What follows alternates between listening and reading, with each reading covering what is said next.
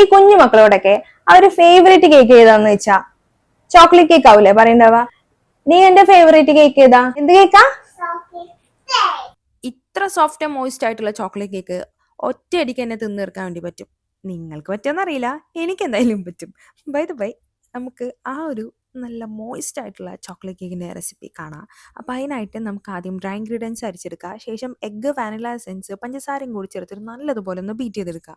Fluffy ആയി വന്നു കഴിഞ്ഞാൽ ഓയിൽ ചേർക്കുക, മിക്സ് ചെയ്യുക, ഡ്രൈ ഇൻഗ്രീഡിയൻസ് ചേർക്കുക, മിക്സ് ചെയ്യുക, ഓൾട്ടർനേറ്റീവ് ആയിട്ട് പാല് ചേർക്കുക. നമ്മുടെ ബാറ്റർ ഇവിടെ റെഡി ആയിട്ടുണ്ട്. ഇനി നമുക്കിത് 35 to 45 മിനിറ്റിൽ ലോ ഫ്ലെയിമിൽ വെച്ചിട്ട് ബേക്ക് ചെയ്തെടുത്തു കഴിഞ്ഞാൽ നമ്മുടെ ചോക്ലേറ്റ് സ്പഞ്ച് റെഡി ആയിട്ടുണ്ട്.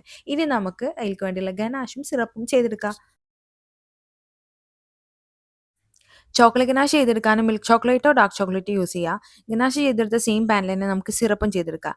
അപ്പോൾ ഇതൊക്കെ റെഡി ആയതിനു ശേഷം നമുക്ക് നമ്മുടെ കേക്ക് എടുക്കുക. ചൂട് മാറിയതിനു ശേഷം ഫോർക്ക് വെച്ചിട്ട് നല്ലതുപോലെ ഒന്ന് ഹോളാക്കി ആ ഒരു സിറപ്പ് കൂടി ഒഴിച്ചു കൊടുക്കുക. കേക്ക് നന്നായിട്ട് സോക്കായി വന്നു കഴിഞ്ഞാൽ നമ്മുടെ ആ ഒരു ഗനാഷും കൂടി ഒഴിച്ചതിന് ശേഷം ഫ്രിഡ്ജിൽ സെറ്റ് ചെയ്യാൻ വേണ്ടി മാറ്റി വെക്കുക. നമുക്ക് പിന്നെ ക്ഷമയില്ലാത്തതുകൊണ്ട് അതിങ്ങനെ 5 മിനിറ്റ് സെറ്റ് ചെയ്യാൻ എടുക്കലൊക്കെ ആയി. അപ്പം ഇതാണ് നമ്മുടെ ആ ഒരു മോയിസ്റ്റ് ആയിട്ടുള്ള ചോക്ലേറ്റ് കേക്കിൻ്റെ റെസിപ്പി. അപ്പോൾ എല്ലാവരും ട്രൈ ചെയ്ത് നോക്കാതെ പോകരുത്, മസ്റ്റ് ട്രൈ ആണ്. അപ്പോൾ ട്രൈ ചെയ്ത് ഫീഡ്ബാക്ക് അറിയിക്കുക. ഡീറ്റെയിൽസ് ഞാൻ ക്യാപ്ഷനിൽ കൊടുക്കുന്നുണ്ട്. അപ്പോൾ ഓക്കെ, ബൈ. കേക്ക് എങ്ങനെയുണ്ട്?